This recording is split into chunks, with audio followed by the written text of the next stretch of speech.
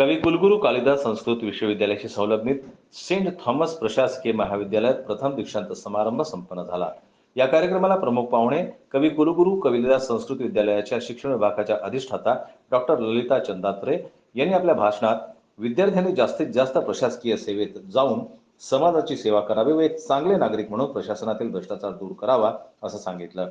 तसेच भारतीय दर्शन विभागाच्या विभाग प्रमुख डॉक्टर कलापिनी अगस्ती यांनी महाविद्यालयीन नवीन शैक्षणिक धोरणाची अंमलबजावणी करून प्रशासकीय सेवेचा अभ्यासक्रम विद्यार्थ्यांमध्ये रुजवावा असं सांगितलं. या कार्यक्रमाला उद्घाटक म्हणून लाभलेल्या डॉक्टर संगीताताई शिंदे यांनी विद्यार्थ्यांनी आपल्या सुप्त गुणांना वाव द्यावा व आपल्या व्यक्तिमत्वाचा विकास करावा असे आपल्या उद्घाटनीय भाषणात सांगितले. कार्यक्रमाचे अध्यक्ष कमल विद्या प्रसारक मंडळाचे अध्यक्ष डॉक्टर सिकंदर मनवरे होते. कार्यक्रमाला प्रमुख अतिथी म्हणून स्वर्गीय लालासाहेब देशमुख शिक्षण महाविद्यालयाच्या प्राचार्य doctor Sujata Tayade, doctor Sumit Pande, doctor Anil Nagdevte, माननीय यशवंत मनवरे हे होते. या कार्यक्रमामध्ये एम ए संस्कृतचे 3, एम ए लोकप्रशासनाचे 26, एम ए योगशास्त्राचे 24 तर BA सिव्हिल सर्व्हिसेसच्या 39 विद्यार्थ्यांना प्रमुख पाहुण्यांच्या हस्ते पदवीदान करण्यात आलं.